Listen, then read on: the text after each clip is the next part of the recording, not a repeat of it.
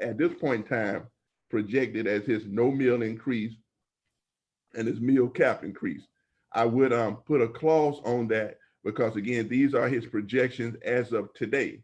Obviously, with COVID-19 being unprecedented and a lot of stuff being in the air, that very well may change. But obviously, we did want to bring to council what he is projecting the millage agencies to bring in at a no cap and at a cap. So we're going to start on page 123 of your budget handbook, page 123. And when everyone has it, I can proceed.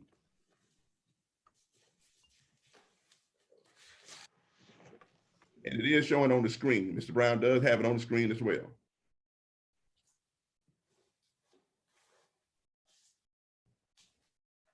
Okay, Mr. Hayes, you may proceed. Okay, so column one, of course, obviously just shows what the budget for each millage agency as FY21 approved. And that total, the grand total of all 7 of them was the 450.3 million. That's the budget that they're currently operating on.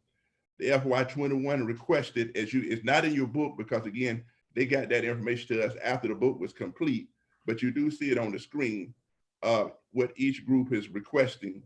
And then that number is compared to what the county auditor has put out as a no meal increase versus a cap increase. So we'll start with the Richland County Recreation Commission. As you can see, their current budget is approved at $15,243,965. That's this year's budget that they're currently operating on. They're requesting the new budget to be $16,482,237, which is the county auditor's cap value. I'm gonna go through all of them. We also have representatives on the line in every millage agency, so should council have any questions. The next one is mental health. Their current budget is $2,196,520. They're requesting what the county auditor is submitting as a no meal increase, which is the same as the cap. That's $2,311,994. The next entity is the Richland County Public Library, which has a current budget of $29,391,734. They're requesting the county auditor's no meal increase of $30,504,534. The next group is our Richland County Zoo, Riverbank Zoo and Gardens. Their current approved budget is $2,346,566, and they're requesting less than what the county auditor is predicting as a cap of the no meal increase. They're requesting $2,370,000. Midlands Technical College, their operating budget is currently $6,395,115. They're requesting verbally, dollar-wise, they requested $6,445,030, but in their packet, they said, or the cap. In that case, what they're really requesting is the $6,800,337. The capital portion of Midlands Tech, their current budget is $3,423,854. They're requesting what the county auditor has put as a no meal and cap increase, which is the $3,598,858. And of course, the school district, the two biggest ones, School District 1, their current budget is $232,915,525. We did not receive a budget request as of yet from the school district because of issues with numbers from the, I guess what they were waiting on is numbers from the state. But again, there are some representatives on the line that can speak more to that. The county auditor says the no meal increase would be $234,746.94, and a cap increase would be $238,077,254. And the very last millage agency, School District 2, their current budget is $158,482,974. Again, we did not get a request from them for the same reason as District 1. They were waiting on numbers from the state of South Carolina. But their no meal increase would be $161,106,497, and the cap increase based off current numbers again would be $163,779,097. And again, there are members from each group on the line that can take any question from council. And council have any questions at this point? Representative, agencies mentioned? This is Jim Manning. Mr. Manning. Thank you, sir. So I'm looking in my budget book and the page that's up on the screen is not in the budget book. And I'm looking through the material that I got earlier this week for this meeting that has everybody, the library and riverbanks and the Recreation Commission, etc. And I don't see that updated page in here. And then I had a packet delivered to me today and I don't see it in there. Did I get this updated? No, sir, I did not. You're right. No, normally what happens is the millage agency's requests come in after the book was completed. I did not send that page out because I was just trying to remember what council has told me in the past about being inundated with pages. And I know I had already sent out an updated of the CIP, and I knew this page would be on this up on the screen, sir. So I did not include that page, but we certainly can get you a hard copy out, sir.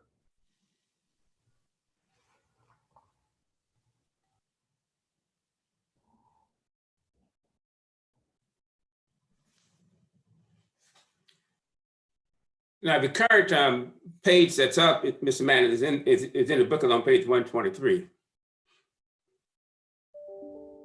I don't believe this one is, sir. But, right, the difference between what's in the book and what's on the screen is it's not showing each millage agency requested amount. Right, I'm aware of that, yes. Right, but you do have those requested amounts in the individual packets that were submitted by the millage agency. That's correct, yeah, I'm aware.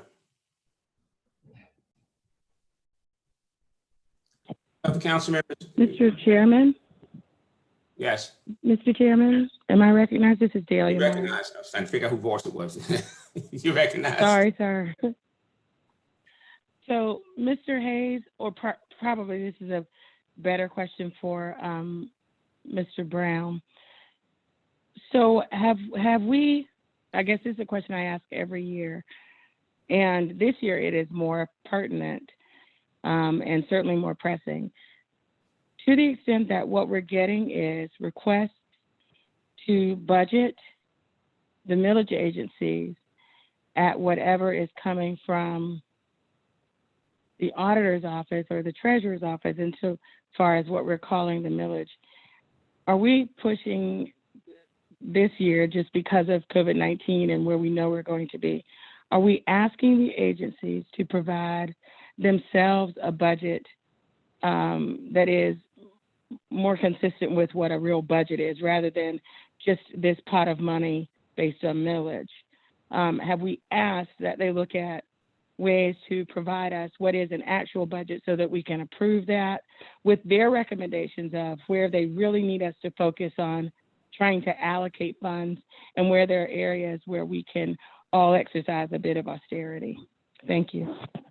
Well, Ms. Myers, very good question. Early in the process, I did reach out to the millage agency to remind them of, you're right, last year council did request a more robust document. I did make that request. The documents that were submitted to council, I can't speak to whether or not they were actually followed along those lines, but I did request, because I do recall you all making those conversations last year, that you did want to see a more robust or detailed document, if you will. But I did put that information out earlier this year, ma'am.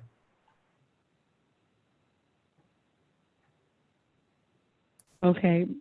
Administrator Brown, I would ask that when you are working with the agencies and when Mr. Hayes is working with you with the agencies, that we work with them to submit a budget, because we know that we're going to have to exercise a measure of austerity. And I don't have the expertise to tell the library or Midlands Tech where there are areas where they definitely have to have full funding and where there are areas where a 20% or 10% or 5% or whatever percent cut would not cause them great angst. They do.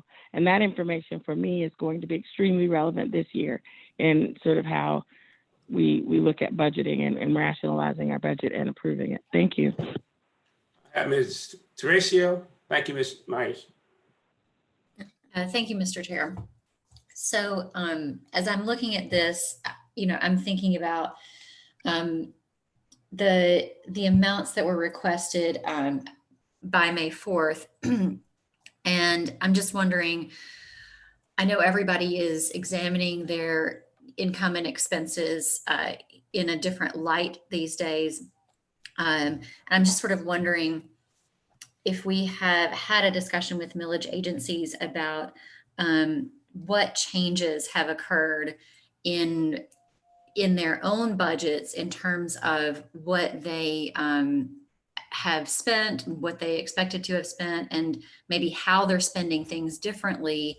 And that may be very useful for us to look at the millage agencies on their own.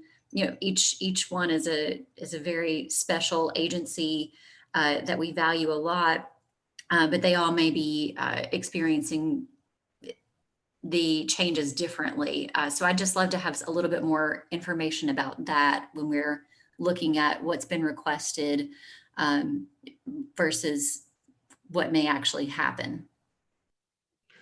Yes, ma'am, Councilwoman Teresa, and I think that's one of the reasons for the call today. So especially in light of what Council's directive last Thursday to bring back a budget reduction. So obviously this information that we're receiving today, my staff is taking note of it. And as we have further conversations with the millage agencies on bringing back a more robust reduction, more robust document, that certainly is helpful feedback, ma'am. Thank you. Thank you. Thank you. Mr. Chair, I'm sorry, I have Malinowski, Walker, and who else is that? that'll be Dickerson. I can speak after them. Thank you. Dickerson and then Livingston. Ms. Teresa, you finished? Yes, thank you. I'll put my hand. Mr. Walker? Yeah, thank you, Mr. Chair. Mr. Hayes, I think to piggyback on what Councilwoman Teresa just said, I think it would be wise to include on-hand fund balances of millage agencies as well, so that we can get a more global picture of each individual entity as we assess ways to preserve dollars at our level, yet help our millage agencies weather the same storm that we're tempering. Thank you. Yes, sir. Duly noted. Malinowski, then Dickerson, then Livingston. Thank you, Mr. Chair. Mr. Hayes, other than the schools in the millage agencies, do any of the other agencies receive any type of state funding? You know what, I'm going to probably have those entities themselves address that question, and they're on the line. I don't know if you want to go in order, but that would certainly be a question for either one of them to answer. But if we want to go in line of taking the Recreation Commission first, if they receive any state funding, we certainly can do that if you want to recognize. Or if you don't need it now, if you want it now, I can do that. If you don't need it now, we can make sure we give that sent out to all of you in some kind of written form. I don't need it now, but I would like to know that answer, please. Okay. Well, we'll make note of that and put that in the companion document. Thank you. Ms. Dixon? I guess each one of Mr. Ratio, Mr. Walker, and Ms. Myers, they have all expressed what I was trying to get to earlier, and I support each one of their comments, and I ditto those comments because those are some very serious concerns with me. We want to make sure that they have enough to do to operate, but we also need to make sure that we are very conservative and watching out for each other and trying to make sure that all of us can maintain a level of operation with the funds that we have, because we know that there is going to be a significant shortage. And I ditto their remarks. Thank you. Again, it's Livingston, Newton, and McBride. Just a couple of quick questions. As agencies reconsider their budget, some of the things I like to kind of have an idea of, and that is whether or not that agency received any federal money, CARES money, or how much, and how that affects the budget, state funding. Also, too, if they could tell us what was the impact of the coronavirus on their particular agency, so we have a good idea of how that affects their budget in terms of costs. Also, too, if there's some areas whereby they may have saved some money, I don't know, less transportation, whatever it might be. So that way we can get a better picture of the impact overall if some of those kind of things were considered. Yes, sir. I have Newton and then McBride. Thank you, Mr. Chair. My question is directed at Mr. Hayes. As we think about the directives that council has provided in terms of requesting additional information, what is the time frame that you anticipate that we would need to get that information, and how would that roll into our existing budget schedule so that we can make plans? Well, that's a good question, Ms. Newton. I actually have a meeting with the county administrator tomorrow, and I would have a better idea of a time frame at the conclusion of our meeting tomorrow, and I'm sure he'll share that with you all. But as it stands now, you know, again, the millage agencies are scheduled to have second reading, I think on May 30th. I don't have the calendar in front of me, but obviously we would want to get that information back from them as quickly as possible so that council will have time to review that before the second reading. But I'll have a more definitive date to share with the county administrator tomorrow. Thank you. Ms. McBride, then Mr. Malinowski.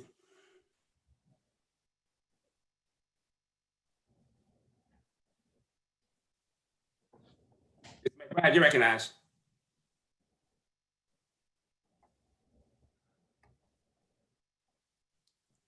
Mr. Malinowski, want to go ahead? We'll come back to Ms. McBride. Okay, thank you, Mr. Chair. Mr. Hayes, I just like to point out, if you have not already heard this information, that estimates that came from the National Association of Counties said that if the pandemic lasted through 2021, that median county spending based on the increased expenditures in responding to the COVID-19 would be about 8% of total resources. So possibly that may be a figure you'd want to start with in talking with these people, that 8% is an average that's been provided by the National Association of Counties as increased expenditures. Thank you. Thank you, sir. Okay, Mr. Livingston? Ms. McBride, you ready now? Yeah, can you hear me now? Yes. Okay, this is for Mr. Hayes. Looking at the millage cap, for example, I'll start with Richland County Recreation Commission. Based on state law, we're supposed to fund them at 5 meals. Is that correct? Well, yes, ma'am. That's the minimum that that they were, but yes, that's correct. That's the minimum. That's yes, okay. Ma'am. So if we look at each millage agency, if we look at the minimum that we're supposed to provide them, that's not showing on this chart, is it?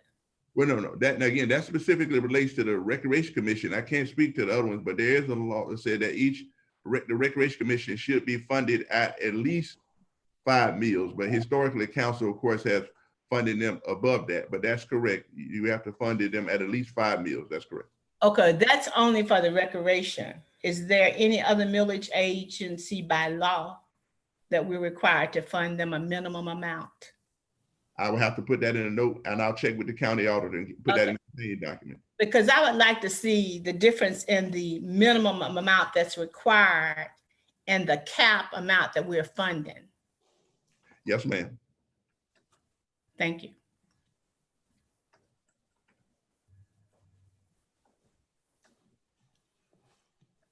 Ms. McBride, you through? Any other council member this point before we proceed? Any comments? If not, Mr. Hayes, I'm turning it back over to you. Okay, well, since we have completed the millage agencies, we now can move to our special revenue funds. Sorry.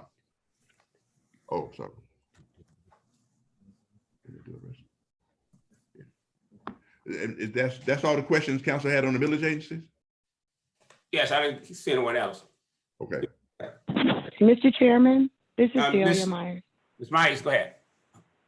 I just wanted to ask if any of the millage agencies had anything that they wanted to add before. we move Great on idea. since they're on the call. Thank you very much, Mr. Myers.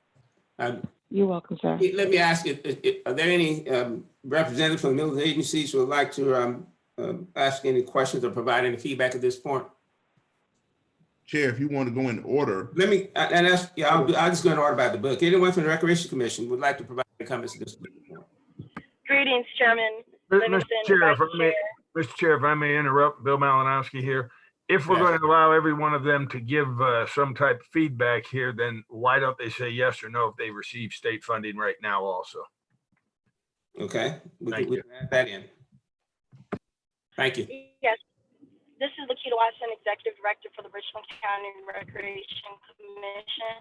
I don't have anything to add at this time. I have created a budget highlight document that we can share with the finance director, budget officer, so that they can see where we've made some changes. As it relates to state funding, we did receive state funding this year for a capital improvement project at the Friars Gate facility.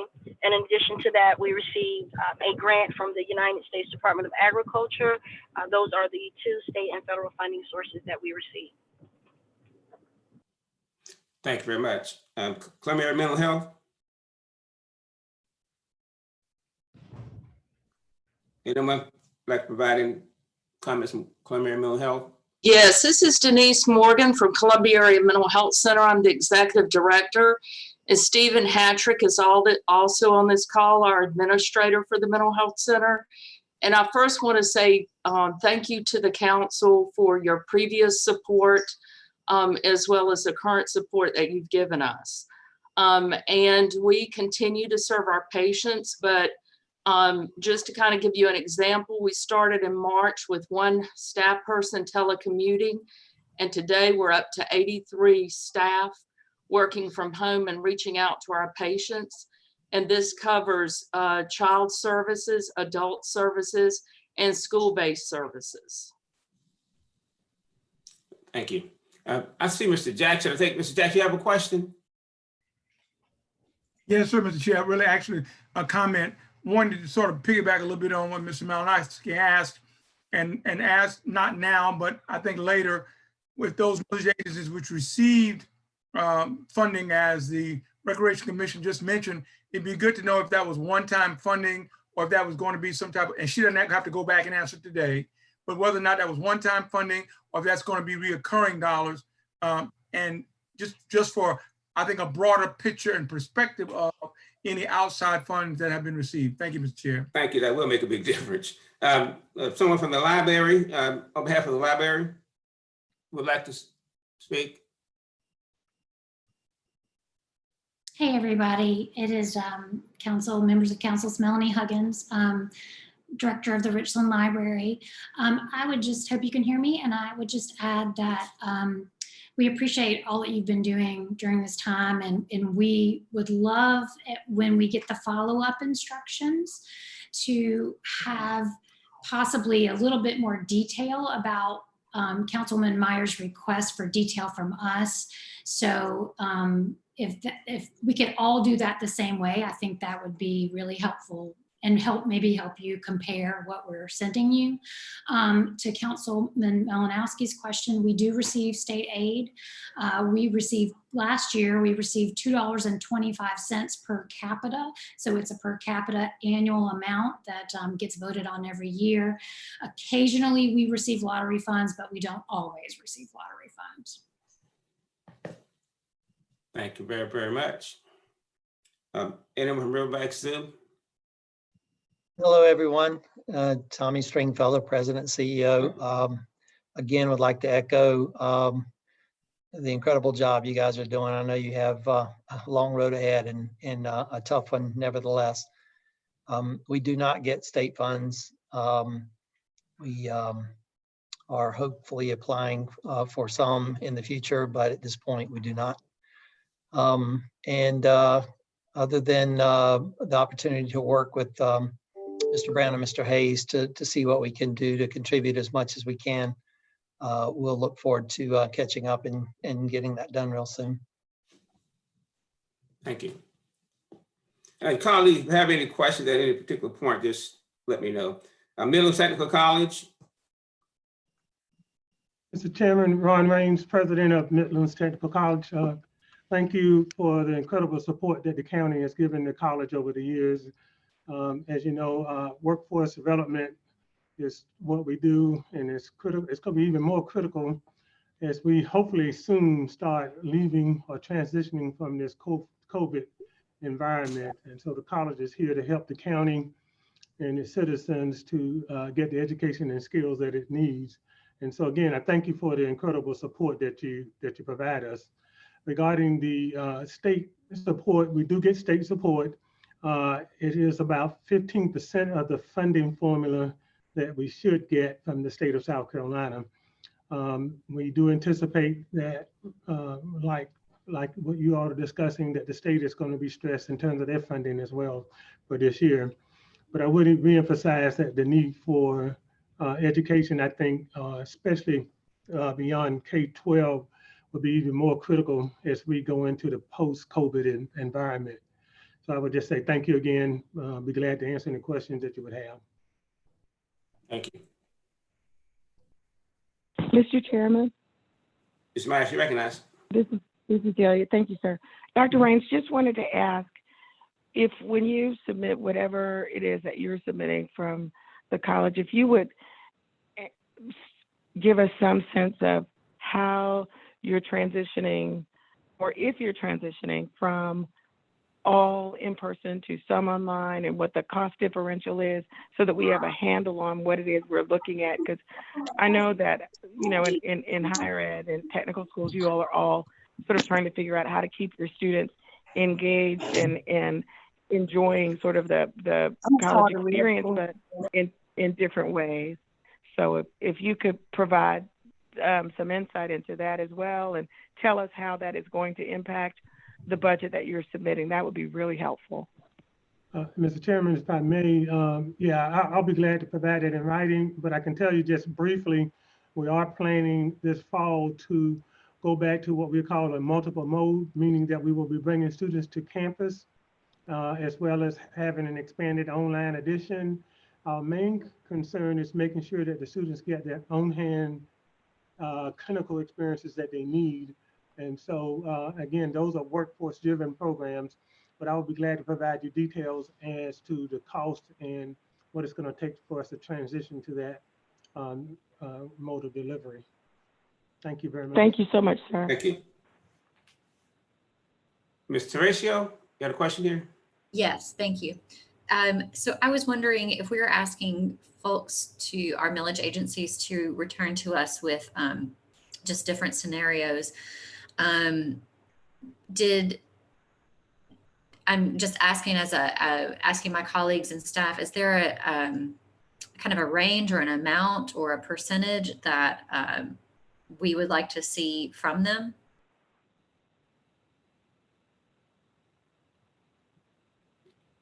I mean, I think that's something we can discuss later after go through this, but no, we haven't agreed to that or thought about.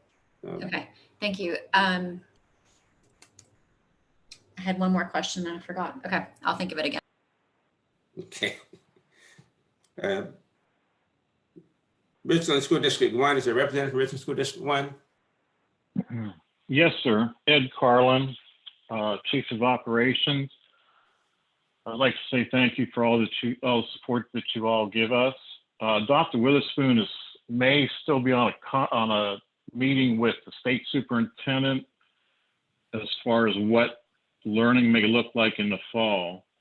And that's the part we don't know yet, what it's going to look like, what we're going to need to do, whether there'll be all learning from home, all learning from school, or half and half. We just don't know what it's going to look like yet. We're working on a continuing resolution at this time, seeing as the state probably will not finish their budget till August. We're going to do the best we can as far as trying to get numbers put together, but until we know what the fall looks like, it's going to be very difficult to give you some good numbers. If you have any questions, we'll be glad to answer those for you. When you say the continuing resolution, you talk about using your current budget? Yeah, that's correct. Based on your current budget, okay. Any other questions for Richland 1? Is it representative from Richland School District 2? Thank you, Mr. Chairman Livingston. This is Harry Miley. I'm the Chief Financial Officer of Richland 2 School District.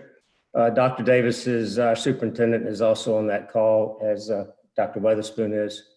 We have passed a continuing resolution. Our board passed it about 2 weeks ago, anticipating the state would not be able to take any action on a new budget.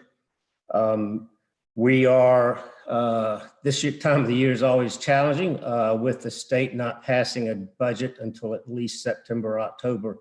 It makes it even more challenging. We do receive state funding. In fact, state funding is over 65% of our budget. So what the state does is going to have a tremendous impact. We don't know whether will be increased or whether they'll have unfunded mandates. The latest Board of Economic Advisors, I mean, it's an astounding time. You remember back in February, the House Ways and Means passed a budget in a record 2 weeks' time, and there was a $2 billion surplus. And 2.5 months later, we're broke. And now they're talking, and they just reduced, the Board of Economic Advisors just reduced the forecast for next year by another 60 million this past Friday. So it is difficult times. What we're recommending, what Dr. Davis and the administration is doing, and we sent a letter over, I believe, yesterday to Mr. Hayes, and we really appreciate y'all's help. And one of the things we've noticed that out of this time is that we are all in this thing together. We're in different boats, but we're all in the same storm, they say. And we've had a great deal of success of participating and partnering with our partners here in the district, whether it's the county or the sheriff's department and everybody else. So we think that's what's going to be needed. But what we're taking a recommendation to our board next Tuesday. Hopefully we'll be able to get them to act on it and get it to you by the time you're giving second reading, that we know that you approve our local funding part of our total budget, and your timeline isn't being held up by the state. So we're hoping that they'll approve a request to you for a no mill increase budget, as you saw in that table that Mr. Hayes had presented earlier, that there would be a no mill increase, which I think is the first time we've asked that for a long time. And we don't know what the state's going to do, but right now we think that's the best thing for us to do, is to ask you to approve at a level of no mill increase, so that we have that component of our budget, and then proceed as we can with the state allocation in the fall. I'll be glad to answer any questions. And of course, whatever we are doing today will probably change in 30 days. So I'll be glad to, we've been trying to keep y'all up to date and appreciate your support. Thank you. Thank you. Let me thank all of our millage agencies. We understand and appreciate what you do for our community, your commitment to all the residents of Richland County. So again, thank you, thank you. Any other questions, colleagues, before we move on from the millage agencies? Mr. Manning. Thank you, Mr. Chairman. If we're finished with the millage agencies and the questions, can you formally release and dismiss them from the call unless they really want to stay? And thank you, Mr. Manning. That is the case. So please feel free to release from the call, unless you just simply love us so much and can't leave us, and that's okay too.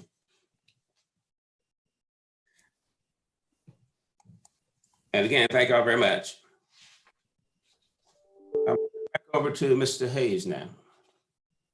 Yes, sir, Chair Livingston. We will resume with discussion now, moving to the special revenue funds. As I mentioned, there were three special revenue funds that we are looking at amending this year, but we won't have, after discussing with the county administrator, we won't discuss the SRO funds today, since they're so intricately tied with the general fund. And that number would be better suited to discuss later once we pick up discussions on the general fund. So with that in mind, we'll start with fire services.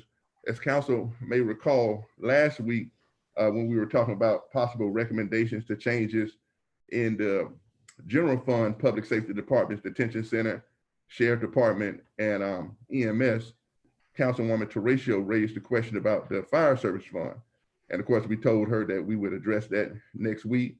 just by way of history, council may recall last year, the city of Columbia had requested roughly $2 million more in funding than the budget could support. And at the time, I reminded council that the number that I had as a budget number for FY21 would be probably adjusted by the county auditor, who would have more up-to-date millage numbers a year later, which he has. So he has provided us a document saying that if the council so desires, a millage increase for fire services to cut into that $2 million increase that the city is requesting, there's an additional $768,000 in revenue. But anyway, we will start on page 94 of your budget book, page 94.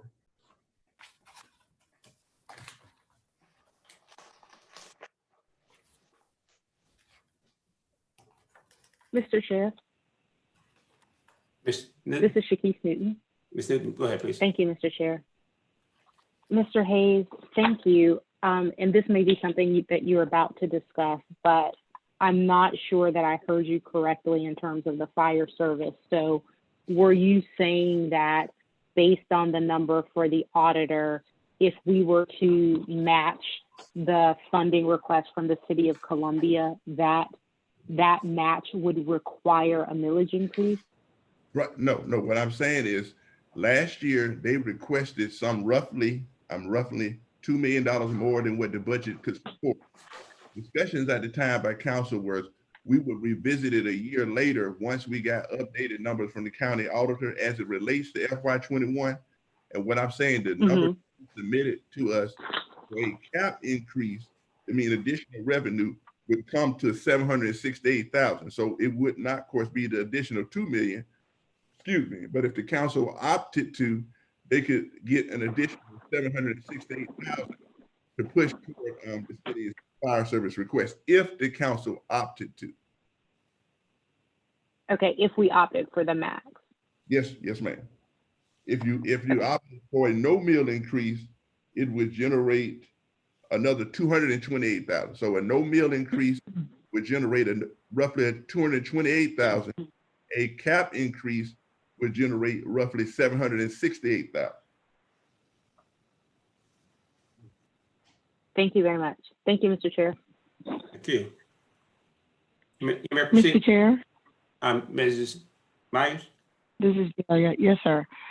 If someone from the legal department is on the line, I'd just like to ask a question for clarity. If someone could explain to me how what Mr. Hayes is saying with regard to honoring a request by the city for an increase, how that intersects with the IGA between the city and the county for fire service, which does in fact have a stated amount that we pay. So can someone explain to me how those two merge and how they're harmonized? Thank you.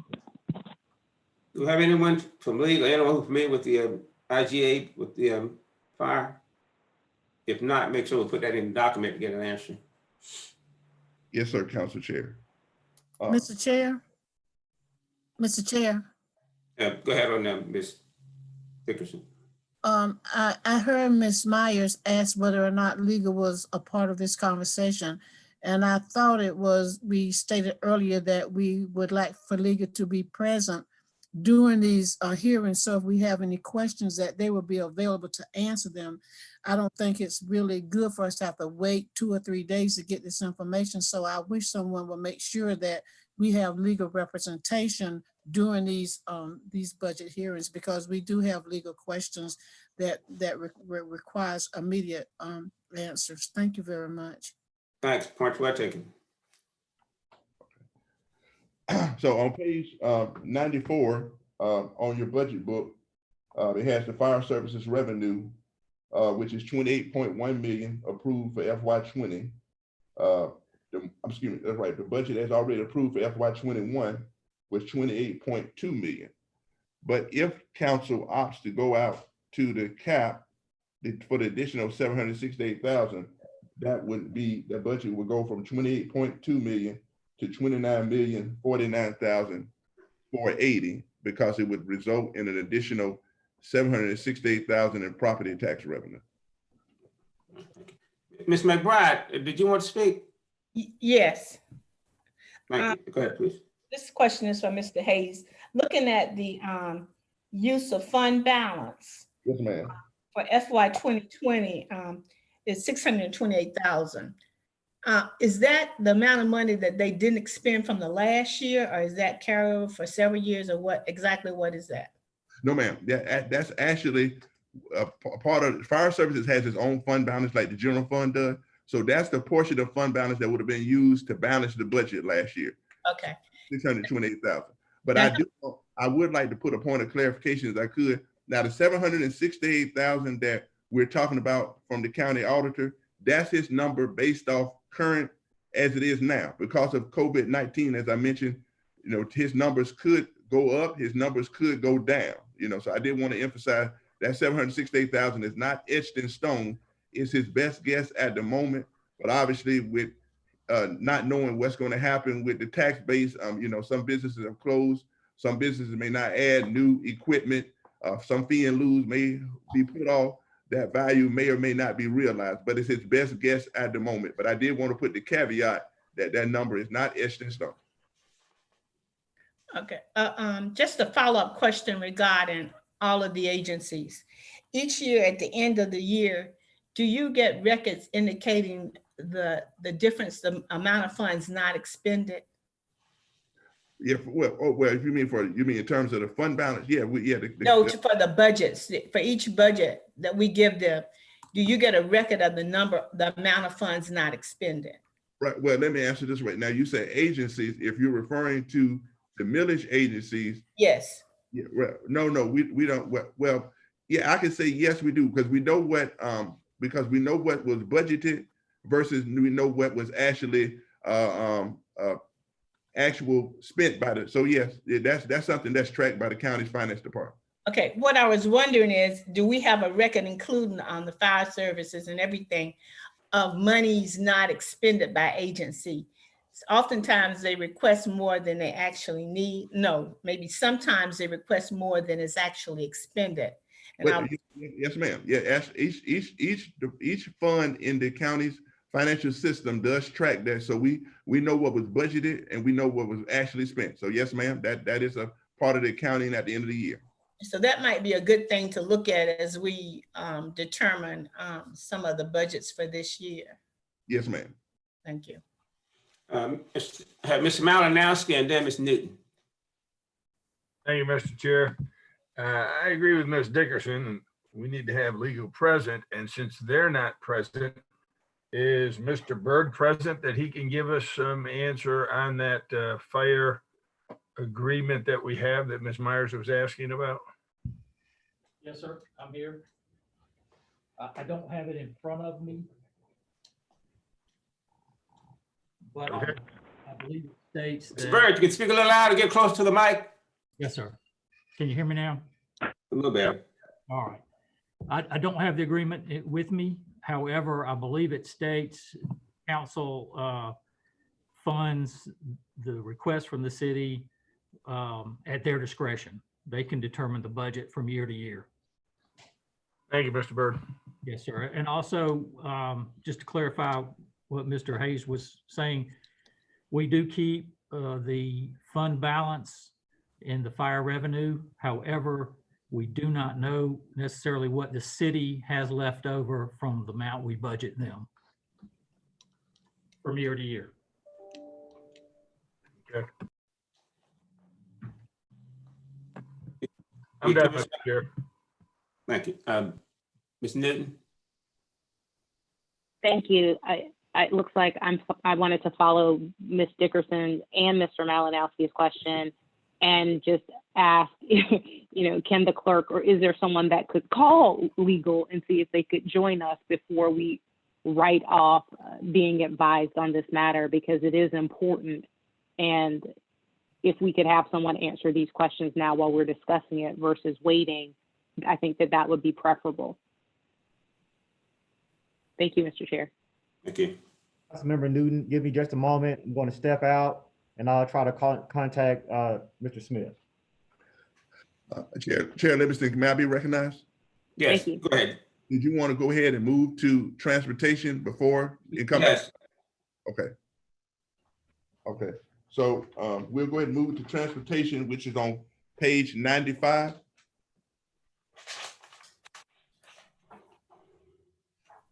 Page 95, transportation. You see transportation. Well, let me back up. Currently, the transportation budget is supported by not only current year revenue, but it's supported by remaining band funds, plus any fund balance that's been garnered over the years. What we budgeted as transportation tax revenue for FY20 was the 68.5 million that you see. And then for FY21, that amount that was already approved is the 69 million. I do have Mike Meyer on the line who will be able to give you more details on terms of the project budget, because here council must approve by ordinance the project budget. He sent you all some information, but if you want to, you can recognize Michael Niemeyer, who's to speak more about the details of the transportation project budget. Okay, Mr. Niemeyer? Thank you, Chairman Livingston. Michael Niemeyer, Director of Transportation. I hope everybody was able to receive either in hard copy or on email the data I provided, comprising of a budget guide, another document that had our 1231, which is our personnel budget, admin budget, and then our project budgets. What I wanted to queue up was an assumption, as this moving into 21 is the first year where the program is completely run by the county. There's no outside management contractor expenses. So what you see before you is, it may appear large, but as we try to re-baseline this budget to move this program forward over the next X amount of years, we wanted to ensure that we were prepared for whatever may come our way. We've gone through a lot of estimating. We've gone through a lot of projecting of when these projects would come. And a couple of the premises for this budget, again, is most projects did not start in 2020 that were supposed to. We had projects on hold pending approval. We developed this budget anticipating starting most of these projects in 2020. And then we also anticipated the scope realignments that council approved for us the other week. And that is reflective in the current budget. So what's before you, again, is our 1231, which is our salary and benefits, and then our transportation, operation, and maintenance costs. And estimated around $2.5 million, or $2,543,648. I believe that will probably trend down a little bit because I think some of the assumptions built in might have increased the personnel costs, but regardless, that is what we anticipate needing for 2021. Moving over to the summary for 1332 and 1333, which is our transportation improvement program, as well as the pedestrian greenway bikeway program. Doing an estimate or modeling of where we'll be in June with the drawdown on our current POs. We anticipate having to roll over $24,310,020.37 in existing purchase orders. Additionally, from last year, since we didn't begin a good number of those projects, rolling over that unencumbered amount of $78,384,670.67. And then based on anticipated money, costs moving forward into 2021 with the new project starts, the new money of $85,024,725.01 for a combined total of new money or unencumbered money, as well as requested new of $163,409,395.68. What you may notice differently on some of the budget sheets this year is we built in staff salary and benefits directly on a line with each project. So that may be as opposed to going at the end of the year and backing that into the different projects like we did previously. How that happened is if we have inspectors working on them, we anticipate that the projects are divided with the project managers. So we took those costs and allocated it against those particular projects.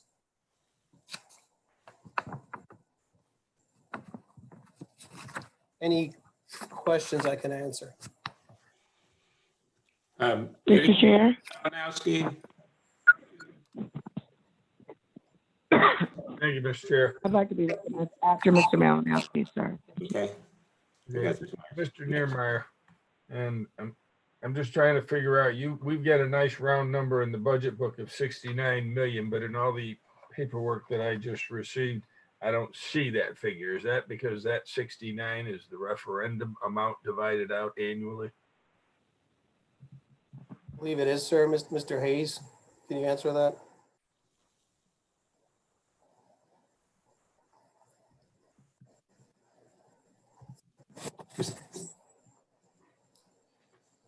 Mr. Malinowski referring to page 95, the amount is there. Correct. How that relates to what Mr. Meyer said.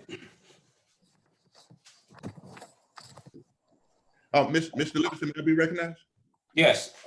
Yeah, to answer Councilman Malinowski's question, the 69 million is the budgeted estimated available revenue for sales tax in FY21.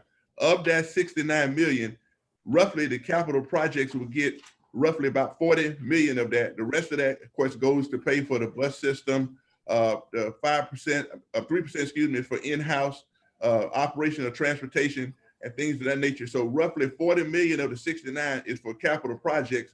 Capital projects are also funded by the remaining transportation band funds, plus also fund balance money for transportation. So Mr. Director Niermeyer is showing you the total project budget, of which 40 million from the 69 million supports it, but the rest of the funds come from remaining band funds, plus any money in the transportation fund balance. Mr. Chair, may I ask a question? I have Ms. Myers and then Ms. Dickerson. Okay, Wait a minute, I need to continue. Let me let Okay. make sure Mr. Malinowski finish. I'm Yeah. sorry, Mr. Malinowski. That's fine, thank you. I just want to know then, with all these numbers that we've been given by Mr. Niermeyer, what's the actual amount being requested? You get all kinds of different figures here. Right. So in my understanding, according to the referendum, each year council must approve the total project budget. So what I asked Mr. Niermeyer to provide the council is what he expects to expend on each budget from July 1, 2020 to 6/30/21. That's the amount that Mr. Niermeyer was supposed to give council. Yeah, but that's what I'm saying, Mr. Hayes. You got numerous numbers here: rollover, unencumbered, new money, total for 2021, total with purchase order rollover amount, and that's different from these. Some of that's different from these other figures here, like 2021 construction column total is another different figure from what these are on this page 5 of the budget guide. Yeah, yes. That's what I'm trying to figure out. What amount out of all these numbers is actually being requested to be used? I understand what you're saying. That's the referendum amount, and maybe that's the only amount we have to approve. That is that correct? Yeah, I'm sorry for that, Councilman Malinowski. I was pretty explicit to Mr. Niermeyer what council needed to be seen. I didn't see that document before it got to you all, but I did tell him what you all needed to see. So, Yeah, and if I may jump in, what the larger spreadsheet with all the project 132, 133 was what was provided a while back, and what you're seeing in the roll up at the bottom of that, color coded to the budget guide I gave you, it corresponds directly. So the new funds requested, the 85 million, unencumbered total is about 78 million for a total of 163. Okay, that's what I wanted, the bottom line. Thank you. I'm done, Mr. Chair. Thank you. If we want to go back now to that previous question, I know Lee's online now. And I have Myers and Dickerson to speak. But I'll go ahead on and go back to Mr. Malinowski's question. Do you want me to restate my prior question if Mr. Malinowski is done? I'm sorry, Ms. Myers, go ahead. I said, do you want me to restate my fire question since Mr. Malinowski is done? Then I can ask my transportation question. Yes, this You is said legal's on the line, right? regarding legal, right? Ms. Myers, you referring Can to you hear me? legal, right? Yes, sir. Yeah, well, I that's hear what we're you, going Mr. back Smith. to. That's fine, yes. Ms. Myers, why don't you go ahead, you recognize and answer your question with legal, and then Ms. Malinowski, I think you had a legal question too. Ms. So Myers? earlier, Mr. Smith, we were talking about the fire budget and the City Yes, of ma'am. Columbia's request for an additional $2 million. And the statement from our budget director, Mr. Hayes, was that if the council could, with increased millage, reach 700, 800,000 of that, and without it, 200,000, and we could add that to what the city's requesting. My question was, how are we harmonizing what it is that the city's asking us with the contract that exists, the IGA between us and the city that tells us what we should be paying the city? Notwithstanding the requests outside of that, what does that contract tell us, and how do those two things intersect? Thank you. Can you all hear me? Yes. Yes, sir. Okay. Miss Myers, I don't have any recollection of exactly what that contract says in regard to how the funding would be in terms of dollars and cents. I don't recall how the contract reads in terms of how the funding would be shared between the county and the city. I think that the last time that I looked at the contract, which was several years ago, the issues that we were looking at that time had to do with who was going to have operational control, who was going to make certain decisions about the utilization of manpower and equipment, and those types of issues. So I would suggest that if you all are looking at this point to try to determine exactly how the contract reads as it relates to how the funding would be shared, is that you all give us an opportunity to take a look at that particular provision and then get back to you. Thank you, Mr. Smith. What I'm chiefly concerned about is the funding formula, because I know there is one, and making sure that whatever it is that we're considering or being asked to do is consistent with that. Yes, ma'am. And thank you. Mr. Chair, I have a transportation question, but if you don't mind, I'll yield to Mr. Malinowski's question on fire to the legal department. Right, and then we'll come back to transportation. Correct. Thank you. That answered my question also, Ms. Myers. Thank you. Okay, and that brings us back to transportation. I have Ms. Myers and Ms. Dickerson.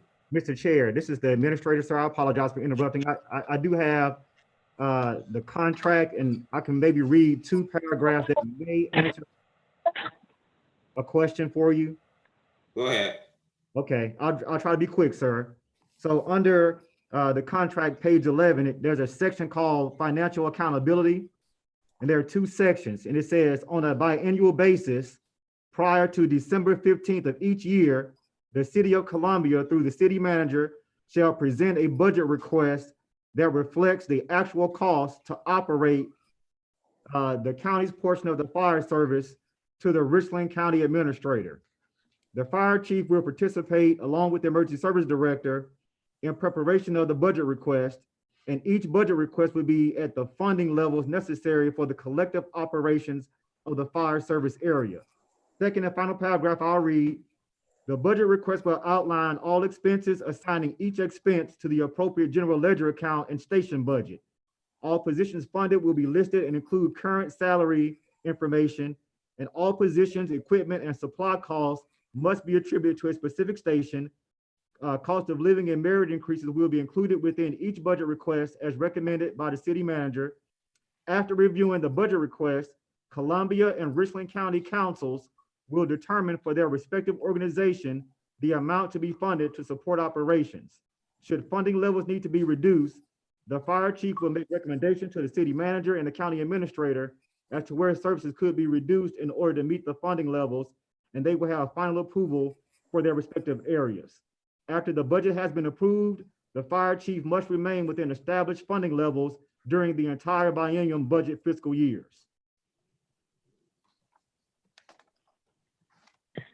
Okay. Mr. Brown, I so appreciate you reading that. That answers a lot of questions. Mr. Chair, I would ask that on that particular item, because I don't know since I've been at Richland County that we've ever gotten that in the kind of detail that the contract states.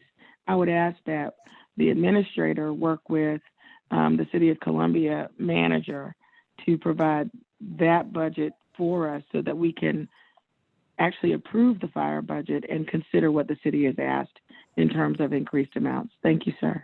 Thank you. And then I had, now, are we ready now to move back to transportation? Ms. Dickerson, I think you had, did you have? Yes. Yes, sir. Thank you, Mr. Chair. First of all, I'd like. Mr. Chair? Yeah, I'm sorry. That's okay. I'll yield Ms. to Myers, you weren't through? Put me back on the list. No, put me back on the list. I would let Ms. Myers finish. Ms. That's Myers, fine. you asked Mr. Dixon, I got you asking Ms. Dickerson regarding. Thank you, sir. Transportation. Okay, Mr. Chair, thank you. I would like to know the balance in the band. That would be one of my questions. And also I'm noticing all of this equipment for the operations. And I'd like to know whether or not any of these supplies were they transferred over to the county that we had, or are we able to use some of those supplies that we previously purchased? That's a concern of mine. I want to know whether or not any of these items that are listed here, did they come from the previous office, or whether these are new equipments that we are purchasing, or what happened to the other ones? It's Ms. Dickerson, Michael Niermeyer. We have an exhaustive inventory of all the equipment that was taken over from the PDT. We have that in storage. We're using a lot of it here. Anything that would be shown in the budget would not have come from them, and that would be new items that we may require for the next year. So we do use what we have, but these are other items that are required for the operation and maintenance of the department and the program.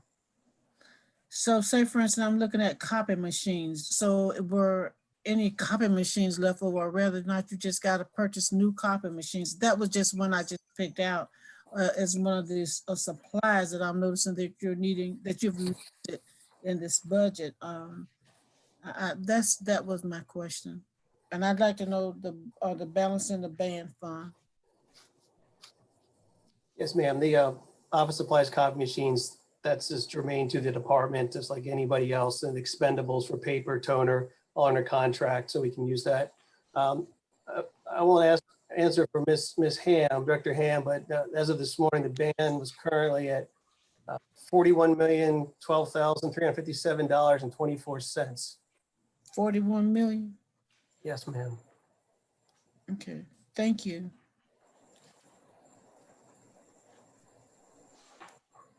Ms. Myers. Oh, before you go, Mr. Nehemiah, Mr. Livingston, you said 41 million. Is that 41 from the 250 million? That's the balance?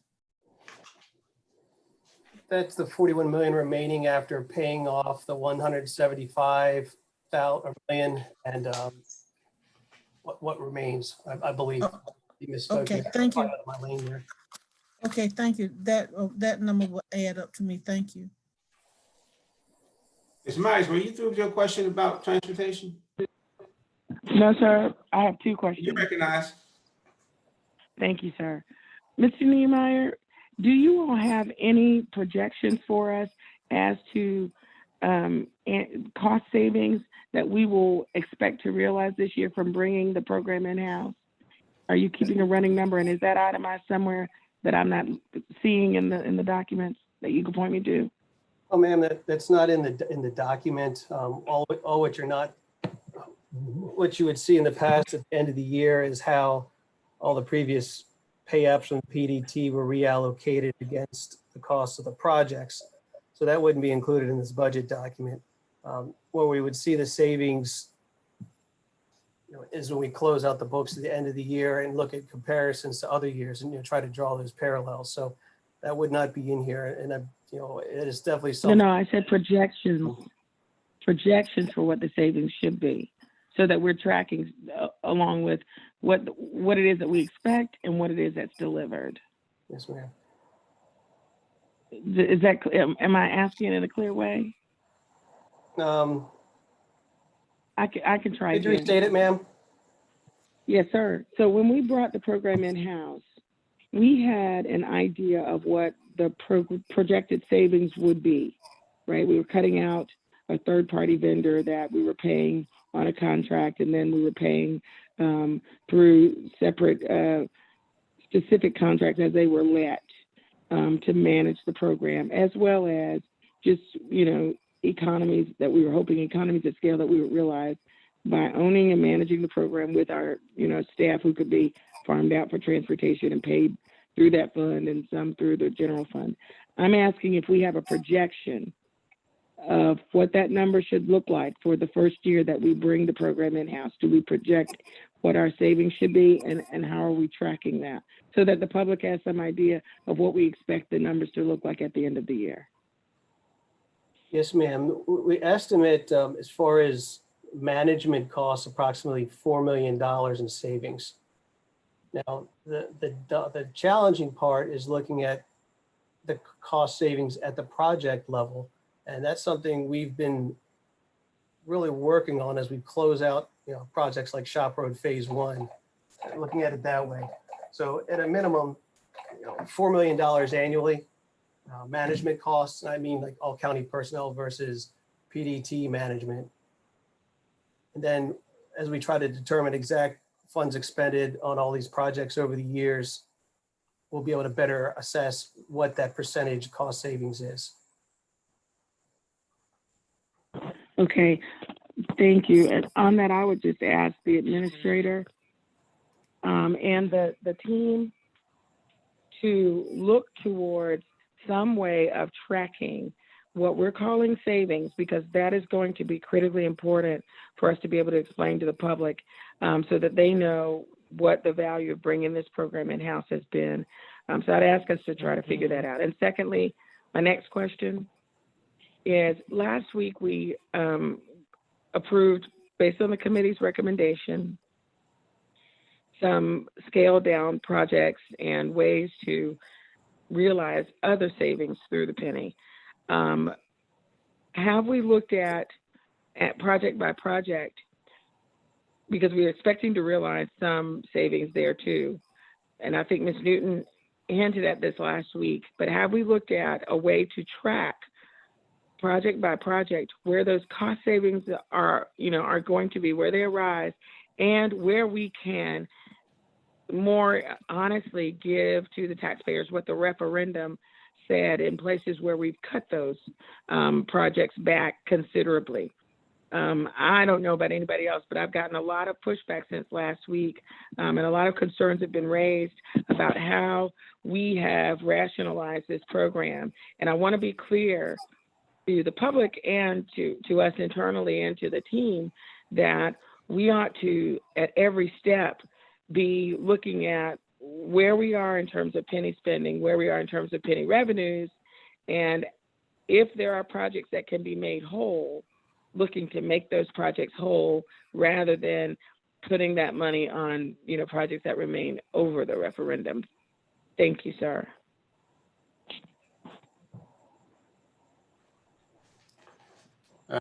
Ms. Mr. McBride? Nehemiah, does that make sense to you, or do you need Yes, me ma'am, and that's to something. give you a...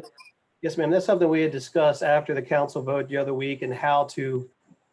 We talked about doing these re-scoping efforts, but then how to fairly try to build them back up to where they were originally, realistically, and still accomplish the goal of the council to do all. So I completely understand what you're saying. Okay, so I just want to, keep in mind the formal process of making sure that these projects remain true to the referendum and that the taxpayers in all of these areas get the best bang for the buck we can give them, in light of the fact that we know we don't have all the money in the world. So thank you, sir. Thank you. Ms. McBride.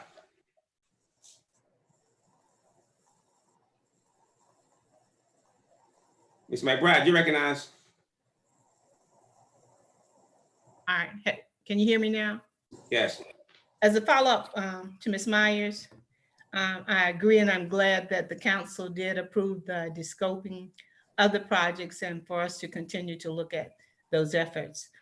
The other question is regarding the savings. When we passed the ordinance to bring the transportation department into the county, one of the reasons many of us voted because we said it was a savings and that we would show the savings. So I think that it's very important that a process be put in place where we can see each year the savings. So I don't know, Mr. Nehemiah, you could work with Mr. Hayes or whoever to show each year to show that process. Whether, we may not be saving this year, we may be saving, but we need to be able to look at those numbers. Because that's what was, the passing of bringing it, the transportation program in-house was based on that it would save the county money. Thank you.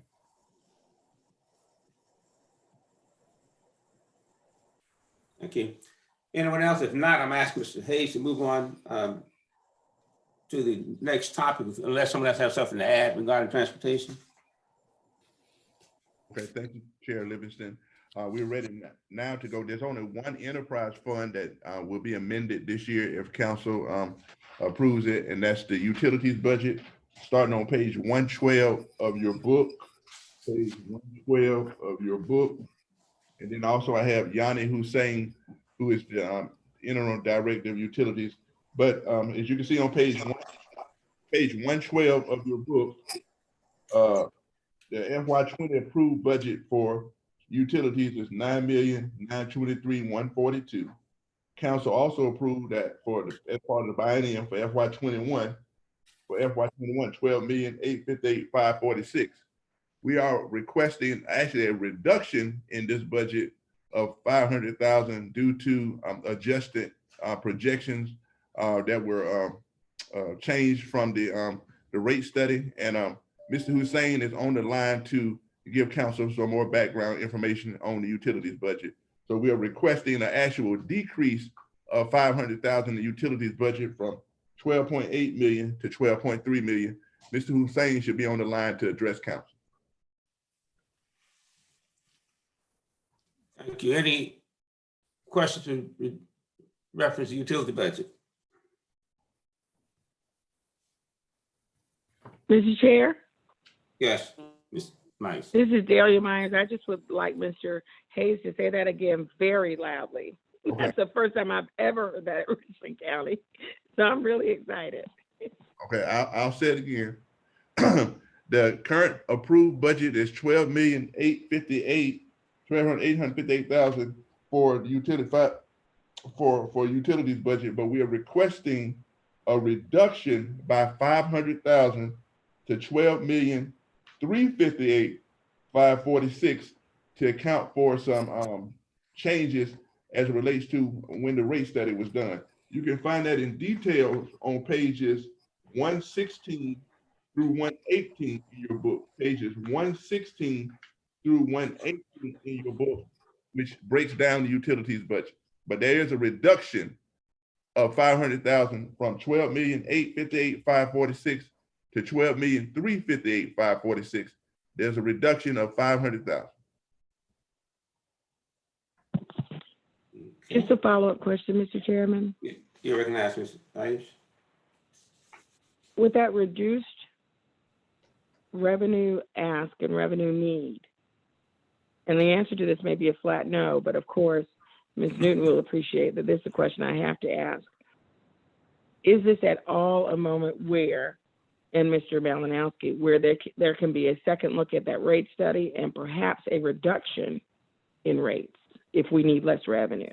Well, no. Actually, Ms. Myers, that reduction is based off the number, not the rate itself, but actually based, and Mr. Hussein can speak more in detail, but that reduction was based off the number of customers that was estimated at the time of the rate study was overstated.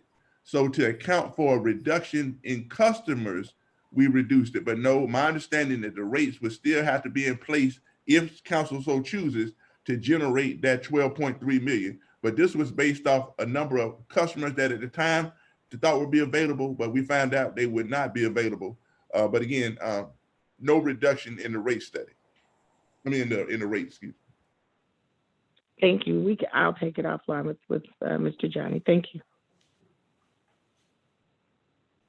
Anything else reference utility revenue? If not, what do we have next, Mr. Hayes? Next page is the debt service, page 121 of your book, debt service. And of course, this is the annual approving of county's debt service various funds. So we're on page 121. And you see the various funds. The first, and I'm starting at the top, the general obligation funds are the, excuse me, the county's GO debt. The next one, the special assessment, that's normally the county's fire service and the H-tax bond, but the fire service bond has been paid off. So it's only the hospitality tax. Going down with reading, the next one is the debt service for Richland School District 1, then Richland School District 2, then the Recreation Commission. Then the new one is the RFC bond that council approved as it relates to the economic development. And Mr. Rubo is on the line if you all have any questions about that.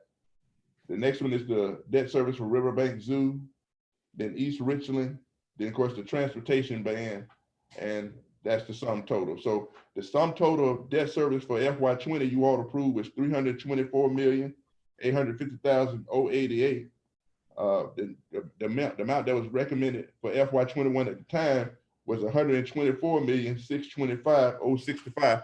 That huge difference was based off, at the time, we did not have a number in place for transportation. So that's why that number was much smaller in FY21 last year, because I remember at the time, council had not made any decisions on taking out a new ban. That wouldn't come till later in the year, but hence why we're amending it this year.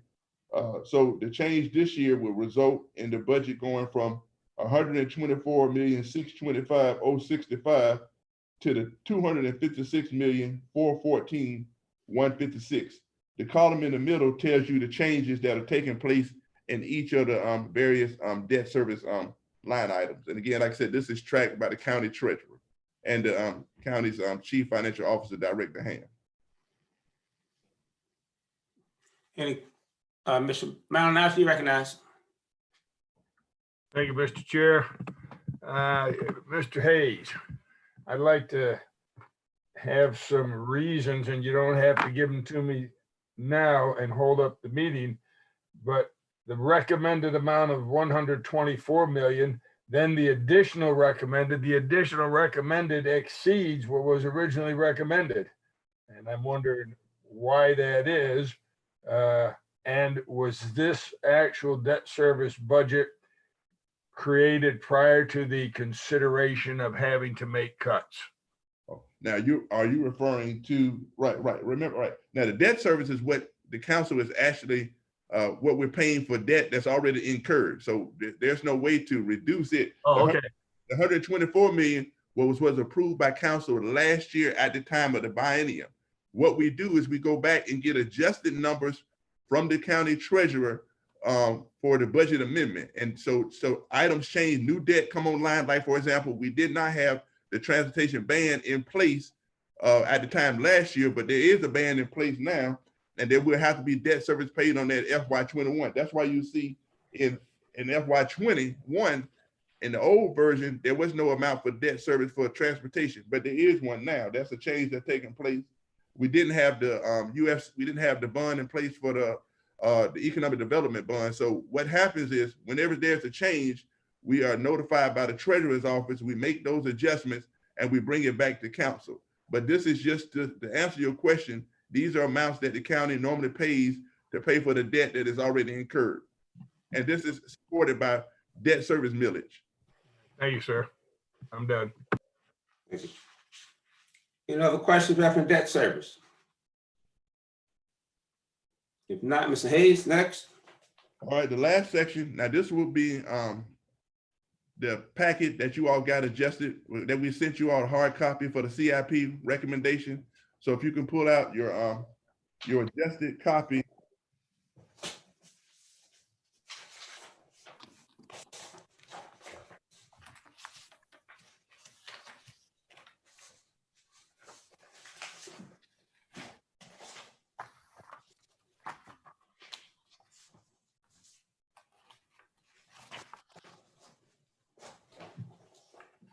If council can recall, last year during the budget process, we submitted a CIP recommendation that was focused on facilities. And you all told us to come back with a more cross-sectional CIP, which represents more departments. So we spent over the last year reaching out to departments, working with them, and of course, working with the county administrator. And we asked them to submit their top 4 or 5 projects for FY 20 and 21 so that we could fund. Well, let me back up a little bit. We actually have not had any GO debt issued for the county. I think the last issuance was in it was in 2016. We have had a bond that was done, small bond in 17 for some sheriff camp. I think the sheriff radios. That's right, sheriff radios, and then there was something for fire service. But we've not had any major GO debt for the county in a few years. Hence, there's some projects, some facility issues, and other items that have gone unfunded. So those things were sought to be addressed by this CIP recommendation. So what you have in front of you is the requested projects from the various departments, and if Mr. Brown recommended funding, how they would be paid for. For example, the first section, of course, is the detention center. The detention center listed to us their major projects that would need to be funded. And we're of that 1,710,000, as you see, 230,000 of that, the cooling tower is actually paid for this year, so it's not needed. So we're requesting that those, recommending that those other items will be paid for by a new debt issue. And again, we have not had a full debt issue since 16.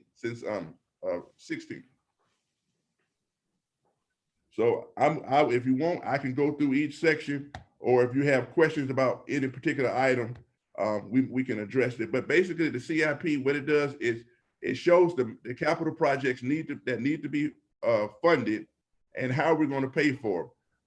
Some funds we're able to pay for them by way of pay-go. Like, for example, the roads and drainage has a pretty substantial fund balance. So the projects that they're requesting, the 758,000, they have that cash on hand in their fund balance. It doesn't need to be funded. It doesn't need to be funded by debt service. Same thing with stormwater. So there are a few departments that have a substantial fund balance that the county would not need to incur debt to pay for.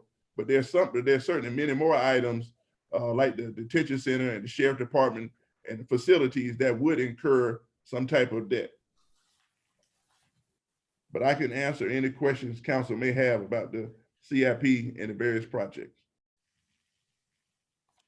Any questions at this point, colleagues? Mr. Chair? You recognize. Sorry, it's Delia Myers again. Mr. Hayes? Yes, ma'am. On the CIP, how do those projects that you all have all identified intersect with what we've identified as the so-called Renaissance Plan? And with the money that we're preparing to spend to make these repairs and improvements, is that, I just want to be sure that we're looking at the overall picture, making sure that we're not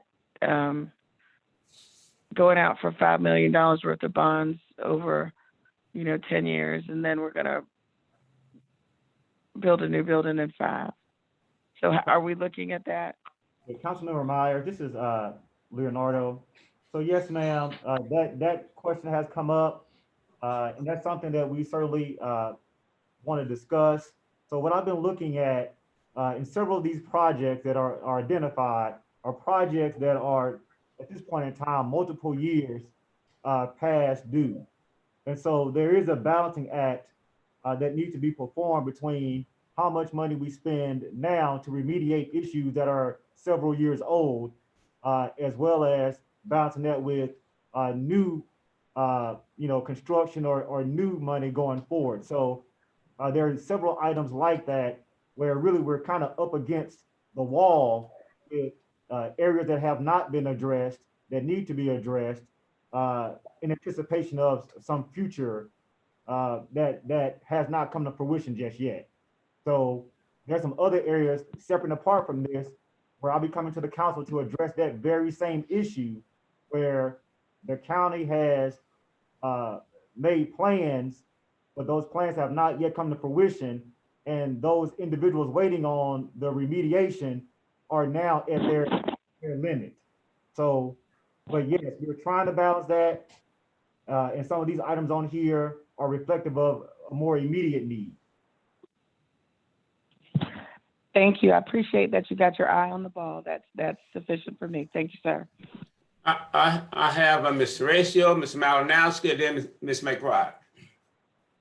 Thank you, Mr. Chair. So I'm wondering, I'm specifically looking at the detention center, and when I was given a tour of the facility, I seem to remember that there were some plumbing needs. So do we have anybody from from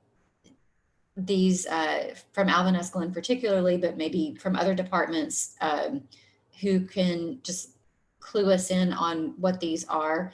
I'm just specifically wondering if like the dormitory shower upgrade includes some of those plumbing issues, fixing some of those plumbing issues that needed to have been fixed. I'll see if Director Myers is on, but what I can do is I can address some of that right now, Councilmember Teresa. So as you're probably aware, there are certain requirements within detention centers, and generally there are inspections that are done where the state certifies the ability for that detention center to meet those standards. And in our capital improvement discussions, the shower, the reason why I particularly put these items in there is because of those reasons, that these things are not those types of things that you can allow to not go done because of the requirements that the detention center has. So my conversation with Director Myers was that the shower upgrades, the sprinkler upgrade, and the term upgrade is a little bit, probably not the best term, but it's just kind of what it's called. But these were those things that dealt with those issues that needed to be remediated so that the detention center can continue to maintain its compliance. So that's why these items are on there. But again, we'll see if Director Myers can be on the call to address that question directly. And if he's not immediately, we'll have him on a call before we're done. Okay, that's helpful. I just wanted to make sure that we were taking, that we were prioritizing the things that were really at the top. And that was just one that I remember from being given a tour months ago. Yes, ma'am. Again, we'll try to make sure he's on the call. But the items that I included on there were items that I understood to be items that you would need to be in compliance with. And I wanted to make sure our detention center stays in compliance. But we'll make sure he addresses the plumbing issues and to see if that is included in what you saw. Great. Thank you. I have Malinowski and McBride. Thank you, Mr. Chair. Mr. Hayes, there are several asterisks on the pages that I have in front of me, but nowhere did I see a key saying what the asterisks were for. Can you tell us? Could you give me an example? Because I'd be more than happy to answer that question. All right. Well, on page 4 under ESD EMS total, there's an asterisk by every one of those items. In the one immediately under it, there's 3 out of the 4 have asterisks, and you go throughout the document and find other asterisks, but there are fewer asterisks than there aren't. That may have just been a keying thing with my staff. It at this time, Mr. Malinowski, it doesn't have any specific meaning. Okay. Before you that time, huh, Bill? Yeah, that's easy.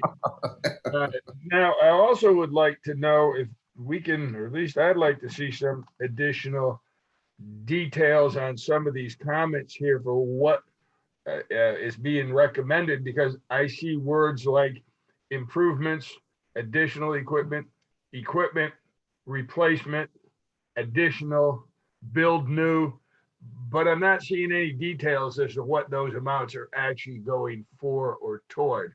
Let's go ahead and take your roads and drainage, which you have up there right now.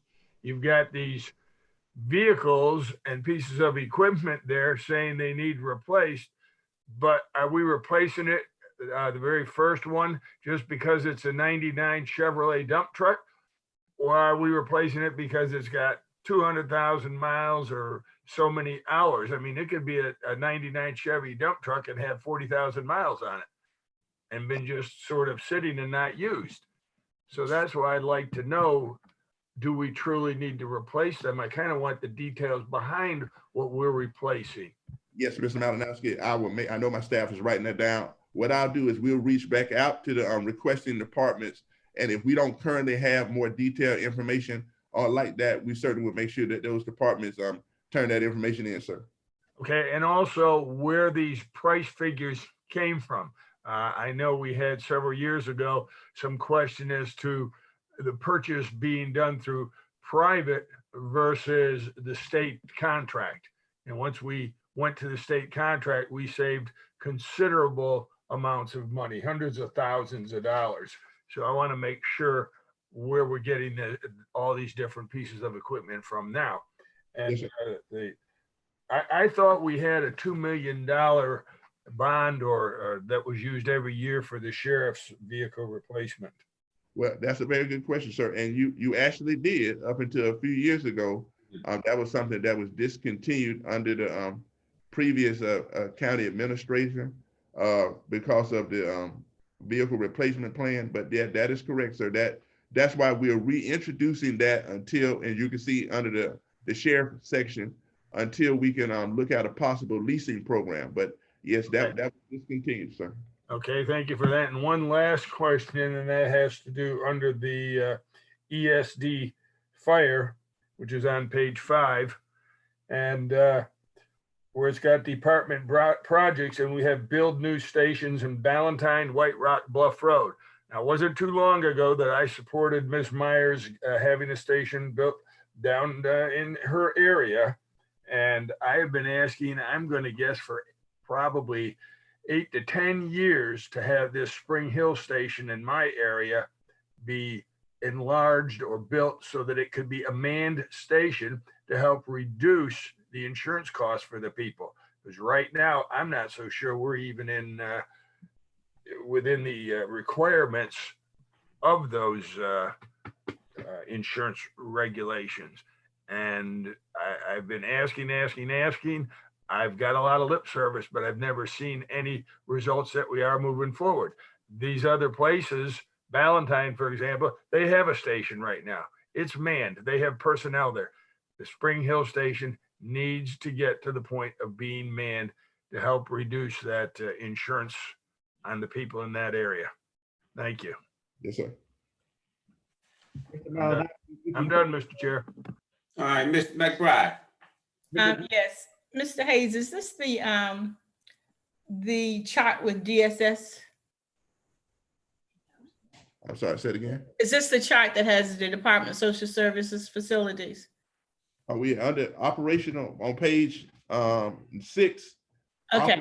Operational services did list the various facility leads, and I think I see a DSS item on that. Yeah, that's it. I just want to reiterate what Mrs. Myers said regarding some of our facilities and the need.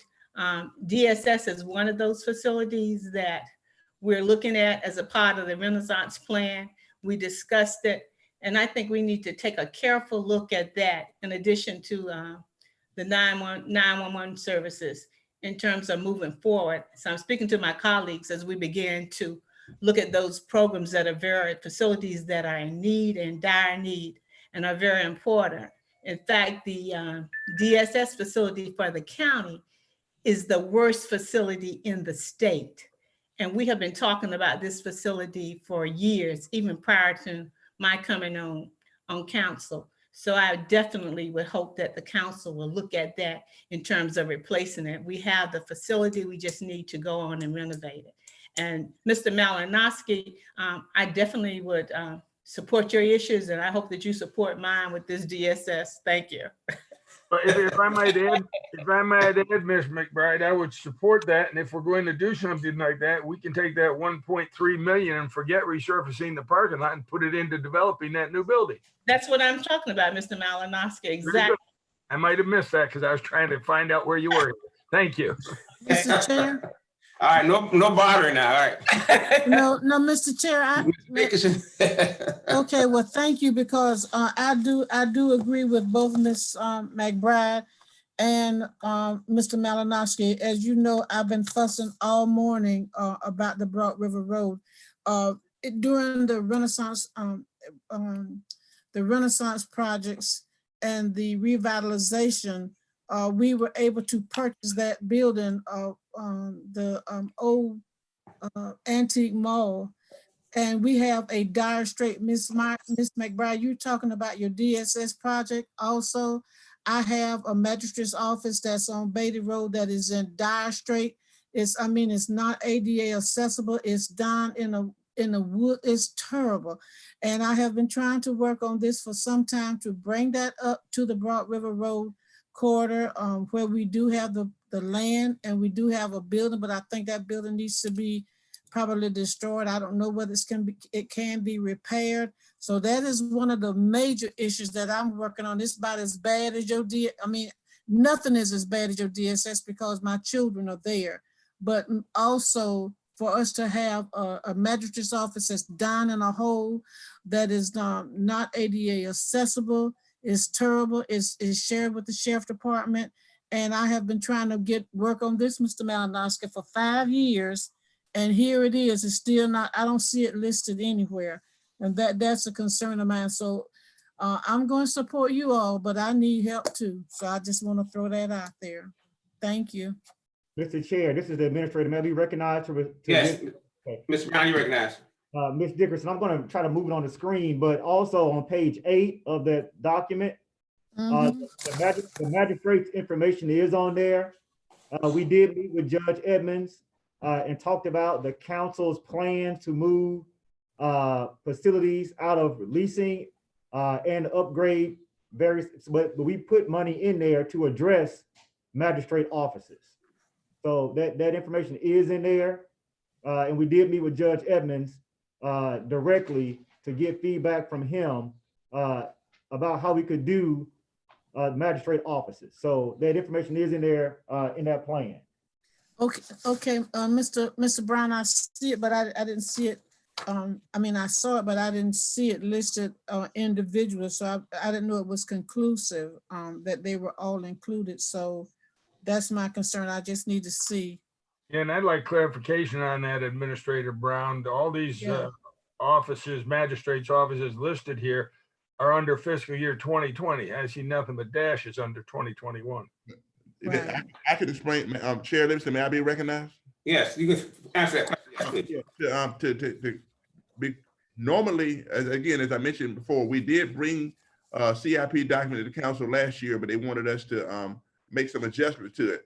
So what we asked groups to do was to pick their top for 20 and 21, which would be funded all of in 21. So if you see an item in 20, it is to be funded in the upcoming 21. When we get ready to do biennium budget 3, we will be on track to have 21, 22 and 23 to present it to council for biennium budget 3.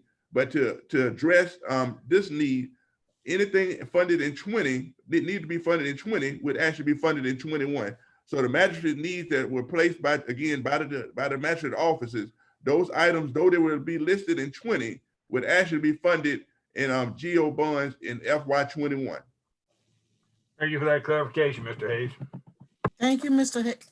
Thank you, Mr. Hayes. That makes me feel a little bit better for you. Ms. McBride, you still need to recognize? Oh, no, sir. Oh, thank you. Thank Mr. Chair, I have a question. you. Ms. Myers, you recognize? on those GO bonds, are we making sure that we're not using GO bonds for sheriff's cars? Because general obligation bonds obviously are, you can't use them for some things, and that was why they were discontinued. And I heard Mr. Hayes, I thought, say we were reintroducing that practice. No, you can't. No, you can't use them for a leasing of the here, but you can purchase. What? You can purchase sheriff vehicles with or any type of vehicle with GO bonds. You can't lease them. But I thought we were moving to the leasing program. That's exactly what I'm asking. And Director Brittany Hoyles has been working with the Sheriff Department on a plan. It was her recommendation that we go ahead, and of course council can change, but it was her recommendation that we go with GO funding for 1 more year. That way they can flesh out the leasing program for another year to be ready for biennium budget 3. Okay, so then what do we do? Okay, I will ask you that question offline, Ms. Chase. Thank you.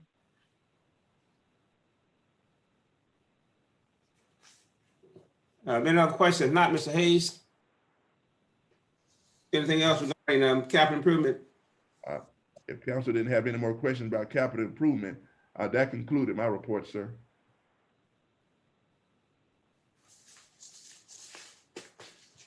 Okay, that was the last thing on our agenda. Anything else coming for the body? That was the last item on our agenda. Chairman Livingston, this is the administrator, sir. Mr. Brown, go ahead, please. The only thing I want to say is, as you look at these items, keep in mind, a lot of these items are long-standing items that have not been addressed in the past few years. So just want to kind of put that out there when we're addressing these matters. Many of these matters are long-term issues that have yet to be addressed. I think a lot of my colleagues would agree with that. Mr. Jackson? Yes, sir. You recognize. Thank you, sir. It's probably not the forum today to talk about it, so I don't want to have to get into a discussion, but I'd like to put it out there for consideration, and you can let me know, Mr. Chair, when would be the appropriate time to have the conversation. And that is a conversation around whether we want to do a annual budget going into the next cycle next year, or whether we want to go back to a single year funding or budgeting process until we get farther enough on the other side of COVID-19 that we're able to have a level, at least that I'm able to have a level of comfort that we don't get ourselves locked into a 2-year budget that we then find out we can't make any modifications to without a lot of hurdles and hoops to jump through, and without having agencies anticipate funding that then may have to be retracted. So I just like to put that out as a conversation, as a request, Mr. Chair. And if I need to do that in the form of a motion later on in a council meeting, I'm happy to do that, but I wanted to put it out as a thought of mine at this time. Thank you, Mr. Chair. Yes, and I think your approach about a motion is going to be the best way to deal with that. Yes, sir. Thank you, sir. Mr. Chair, we have Director Myers on the line to address Councilmember Teracio's question about the detention facility. If you would like to get that question answered while we're on this call before we Mr. leave. Teraccio, would you like to ask Mr. Myers your question? Yes, thank you. So, Mr. Myers, just looking at the line items for the detention center, I remember when you walked me through the detention center before, that we specifically talked about, I think, some plumbing issues that you had, and I wanted to make sure that they were covered. Are they part of the dormitory shower upgrade? Is that part of, do you remember what I'm talking about?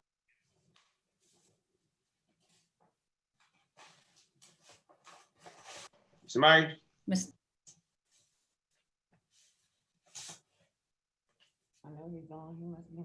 Mr. Myers, are you still on the line? Oh, I was talking with new. I'm sorry about that. Thank you. Yes, ma'am. Most of that is covered. That's one of the upgrades for the shower upgrade for the plumbing, but we can cover most of it with our regular account allotted for facility maintenance. We've hired additional plumbers so we can get through those plumbing hurdles that we've had. Okay, great. Thank you so much. Anything else come for the body?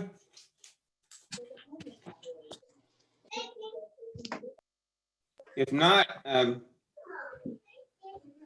I'll ask a motion to adjourn the work session. I make a motion to adjourn, Mr. Chair. Second. Moving proper second, Ms. Roberts, quickly call the roll for adjournment. Malinowski, Yes. Dickerson, Yes. McBride, Yes. Livingston, Yes. Teratio, Yes. Walker, Yes. Kennedy, Manning, Jackson, Yes. Myers, Yes. Newton. Yes. It passes. Thank you. Thank everyone. Everybody have a great evening. Thank you. Bye. Chair. Bye-bye.